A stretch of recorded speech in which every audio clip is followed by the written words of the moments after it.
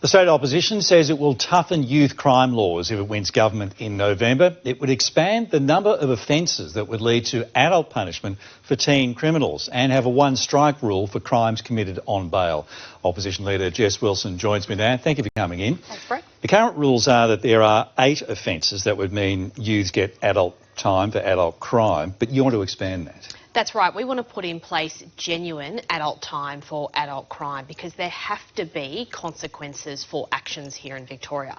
So we'll expand it from the 8 to 20 offences, so an additional 12 offences like burglary, serious assault, attempted murder, kidnapping, all serious offences that offenders need to understand. There will be serious consequences if they undertake that because we're seeing too much crime here in Victoria. And just to clarify, in the Children's Court, the maximum they could get is 3 years punishment, but if it goes to an adult court, then it's open-ended. They could get life in jail.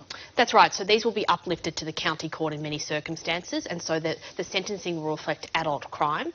This is a situation where young offenders in particular who are brazenly breaking the law, believing there are no consequences, will now understand there will be consequences and will deter that crime in the first place. And on the thorny issue of bail, now the latest changes means there is a presumption that if people commit a crime while on bail or accused of a crime while on bail, that they go behind bars, but you want to go one step further.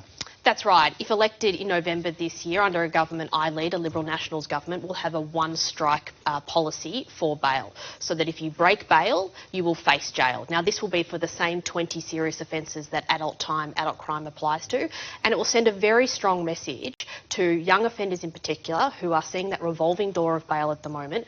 We hear from police officers all the time, and I do personally. They're sick and tired of arresting the same offenders night after night and seeing them back out on bail. So we'll have a one-strike policy. If you break jail, you'll face jail in Victoria. There's no doubt at all in Victoria that crime is one of the major issues, but are you worried that, given your predecessor was accused of spending too much time talking about crime, that you're going down the same path? No, because I hear from Victorians every day that they're scared in their own homes, in their businesses and in the streets here. And the number one duty of any government and any leader is to keep their citizens safe. And that's why we have taken a comprehensive community safety plan. We'll recruit an additional 3,000 police, back Victoria Police to do their job and put in place serious consequences for crime so young offenders in particular understand that there will be consequences and those consequences will meet community expectations. I just want to get your quick reaction to the new ministerial portfolios unveiled today. There's now a cost of living minister in Victoria. Would you follow suit with the Shadow Ministry? Well, right across our team, we have people focused on cost of living in every portfolio. That's why we've already announced that we'll reduce a number of taxes to put money back in the pockets of Victorians. Taxes will always be lower under a government I lead, but it's incredibly important that we focus on the bigger picture here. And I'm listening to Victorians every day, and they're concerned about the state of Victoria's budget, the state of our economy, and that's why we'll undertake budget repair here in Victoria to put more money back in people's pockets and ensure that we can drive down that cost of living. One of the new faces in the new cabinet is Luba Grigorovich, who was head of the Public Transport Union. Shadow Attorney General James Newbury said that she should not have been elevated because of her association with John Setka. But isn't that just guilt by association? Well, unfortunately, I think this does demonstrate that the CFMEU and Labor are one and the same here in Victoria.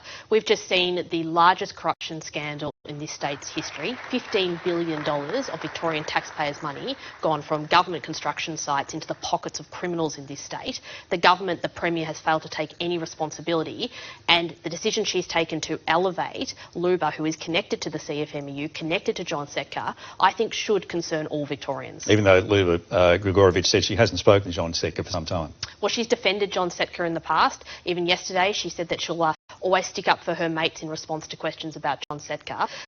$15 billion of taxpayer money at a minimum has gone from government work sites into the pockets of criminals under the Labor government's watch, and I think this just demonstrates that they're more interested in promoting the CFMEU than protecting taxpayers. No doubt this will be a